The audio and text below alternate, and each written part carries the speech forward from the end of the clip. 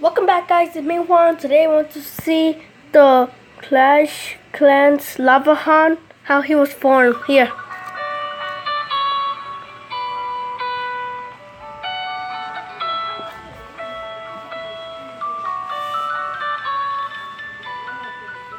The Lava Hound is one of the tankiest troops in the game, for Clash of Clans and for Clash Royale.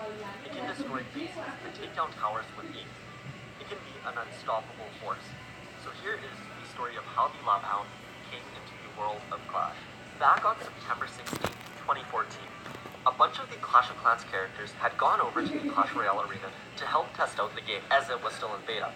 Once the troops got there, the king split them all into two teams.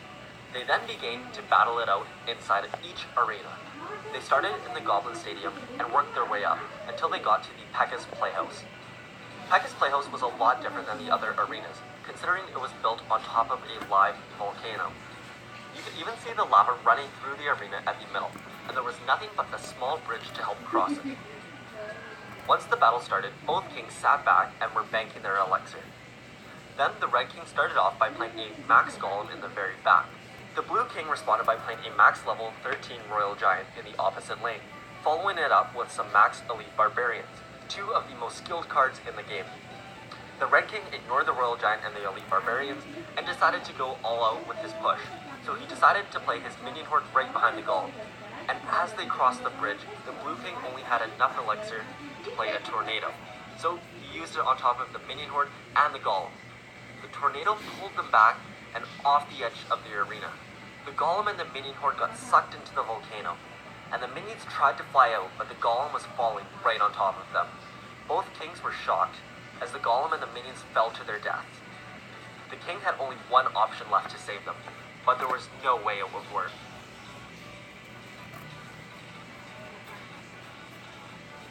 As the golem and minions were falling to their deaths, the Red King had one option left that could save them. But he just used all of his elixir on the Royal Giant and the Elite Barbarians. And he needed 3 elixir to play his tornado spell to maybe pull them back out. But unfortunately, he only had 2 elixir left. The elixir bar was filling super slowly, and it almost looked like it wasn't moving at all. The golem and minion horde were seconds away from hitting the molten hot lava in the volcano. And just as the king had enough elixir to play the tornado, the golem and minions hit the lava and lava splashed everywhere. Then the golem and the minions both started to sink into the lava. The Red King no longer needed the tornado spell, but then he looks over at his 3 other cards, and at the very end, he sees a heal spell. So in a final attempt to save his troops, he plays his heal spell right where the golem and minions fell. At first, nothing happens, but then after a few seconds, some lava comes spurting up, and then from the abyss of the volcano, a new troop emerges. A glowing red-hot flying golem. The golem and the 6 minions must have merged together when the heal spell was played. As the new troops flew out, both the kings and the other troops stared at it in amazement. Then someone in the crowd of troops screamed out, "It's a Lava Hound." So now every time the Lava Hound dies in Clash Royale, it spits out the 6 minions that had fallen into the volcano with the golem.